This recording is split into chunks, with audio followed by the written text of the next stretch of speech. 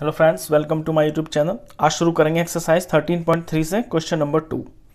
Metallic spheres of radii 6 centimetre, 8 centimetre and 10 centimetre respectively are melted to form a single solid sphere.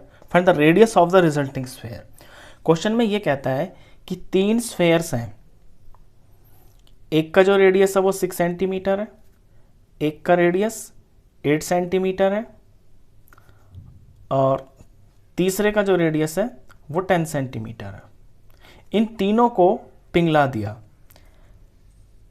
पिघलाने के बाद तीनों का जो material है उससे एक बड़ा स्फेयर बना दिया। तो जो बड़ा स्फेयर बनेगा उसका रेडियस कितना होगा ये आपको पता करना है। तो ये जो क्वेश्चन है ये कन्वर्जन का क्वेश्चन है।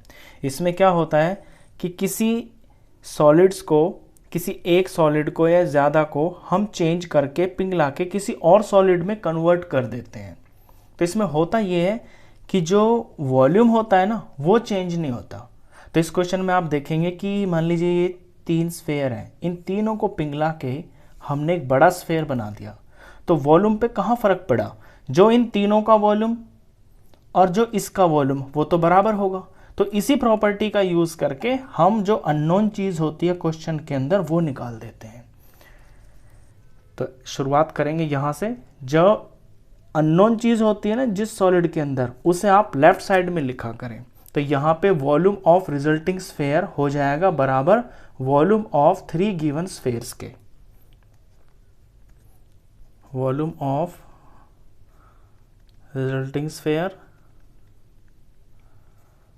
इक्वल टू होगा वॉल्यूम ऑफ 3 गिवन स्फेयर्स के।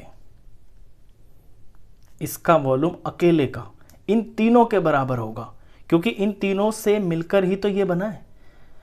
अब volume of resulting sphere, volume का फॉर्मूला लगाएंगे, ये होता है 4/3 पाई। अब इसको मैं बड़े आर से डिनोट कर लूंगा क्योंकि इसका रेडियस तो बड़ा ही आएगा ऑफ कोर्स, जब बड़ा बनेगा तो pi r cube is equal to volume of 3 given spheres. तो सबका अलग अलग लिखना पड़ेगा। तो 4/3 पाई और R1 का क्यूब, इसे मैं R1 से डिनोट कर देता हूँ, ये वाला। इसे R2 से डिनोट और इसे R3 से, प्लस दूसरे वाले का वॉल्यूम 4/3 पाई R2 का क्यूब, 4/3 पाई R3 का क्यूब। नेक्स्ट स्टेप में 4/3 ये पाई ए आर क्यूब, इसमें तो कुछ बदलेगा नहीं। अब राइट साइड में देखें आप, राइट साइड में ये 3 टर्म्स हैं और तीनों टर्म्स के अंदर 4/3 और पाई ये तीनों के अंदर कॉमन आ रहा है। तो मैं इसको कॉमन ले लेता हूँ, 4/3 और ये पाई मैंने ले लिया कॉमन। तो फर्स्ट टर्म में से बच गया R1 का क्यूब, सेकेंड में से बच गया R2 का क्यूब, थर्ड में से बच गया R3 का क्यूब। अब इस पे नजर डालें आप, बीच में इक्वल टू का निशान है। तो जब दोनों तरफ कोई सेम चीज होती है तो वो कट जाती है। तो 4/3 यहाँ है, 4/3 यहाँ पे है, ये कैंसिल हो गए। पाई यहाँ पे है, कैंसिल हो गए। यहाँ पे सिर्फ बचा R का क्यूब और यहाँ पे ये चीजें बच गई। अब इन चीजों में इनकी वैल्यूज भर देते हैं। R1 का क्यूब यानी कि 6 का क्यूब, R2 का क्यूब यानी कि 8 का क्यूब और R3 10 है तो 10 का क्यूब।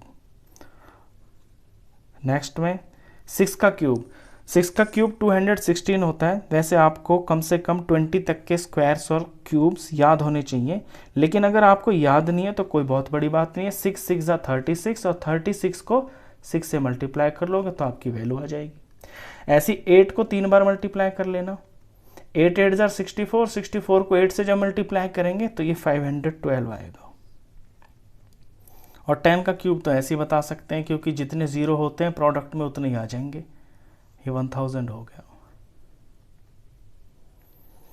नेक्स्ट स्टेप में R cube is equal to, अब इन तीनों का सम कर लेंगे।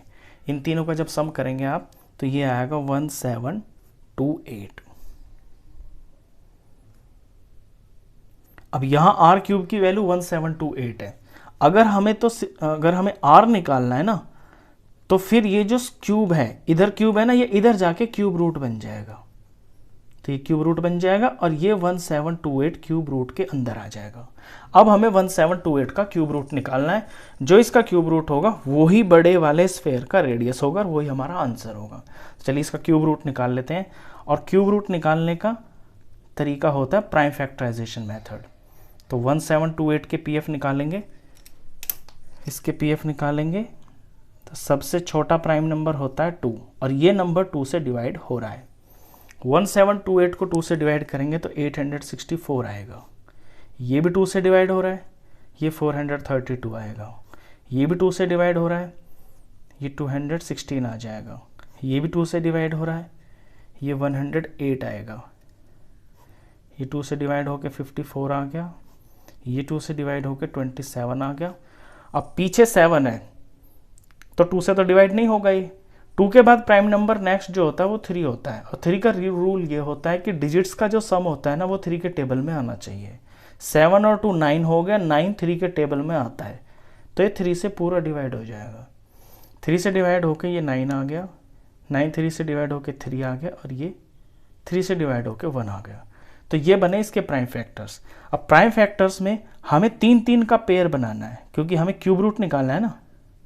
तो ये एक 2 का क्यूब हो गया, ये एक 2 का क्यूब हो गया और ये एक 3 का क्यूब हो गया। तो नेक्स्ट हम इसे इस तरह से लिखेंगे, r इज इक्वल टू अपने क्यूब रूट के अंदर ही लिखेंगे 2 का क्यूब इनटू में नेक्स्ट 2 का क्यूब इनटू में 3 का क्यूब।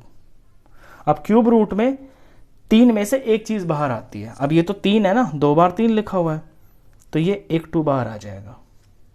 ऐसे इसमें से ये एक 2 बाहर आ जाएगा, इसमें से एक 3 बाहर आ जाएगा और ये हुआ आपका रेडियस।